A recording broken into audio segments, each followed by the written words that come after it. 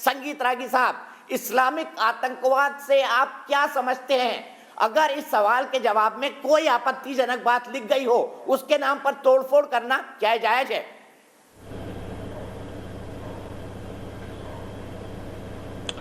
देखिए, दुनिया के बहुत सारे ऐसे मुल्क हैं पश्चिम के और भारत के अंदर भी जहां पर इस्लामिक आतंकवाद उच्च शिक्षा संस्थानों में पढ़ाए जाते हैं, उनके बारे में बातचीत की जाती है।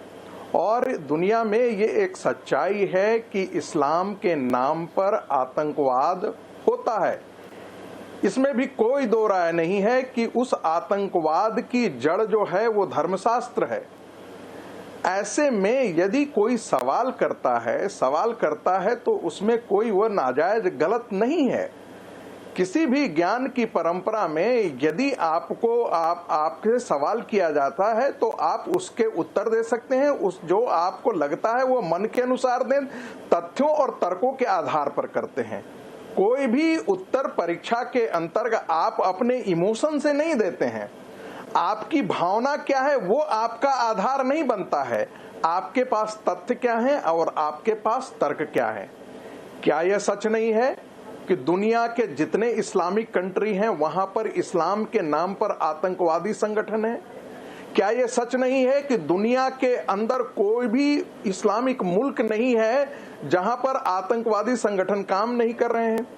क्या यह सच नहीं है कि 85% जो मारे गए हैं वो मुसलमान ही मारे गए हैं? यह भी एक सच है कि दो तरीके की हत्याएं होती हैं। एक जहां पर शरिया नहीं है, इस्लाम नहीं है, वहां पर इस्लाम लाने के लिए मारपीट करते हैं। दूसरा जहां पर इस्लाम के लोग हैं उन्हीं को मारते हैं प्यूरिटन इस्लाम के लिए। यानी कि आप प्रॉफिट और प्रॉफिट के बाद जो 4 राइटियस खलीफा हुए उनके अनुसार आप इस्लाम का पालन नहीं कर रहे हैं, इसलिए आप मारे जाएंगे। दूसरी जगह पर आप इसलिए मारे जाएंगे कि आपके यहाँ शरिया नहीं है।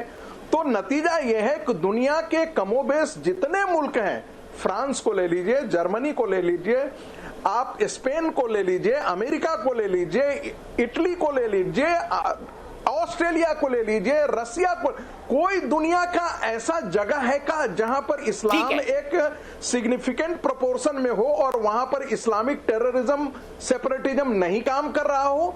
और जो यदि डोमिनेंट स्ट्रीम हो उसी के आधार पर सीधे ये सवाल किया जाता है। संगीत रागी जी, यही रोकता हूं मैं आपको। आपने वैलिड आर्गुमेंट दिया है।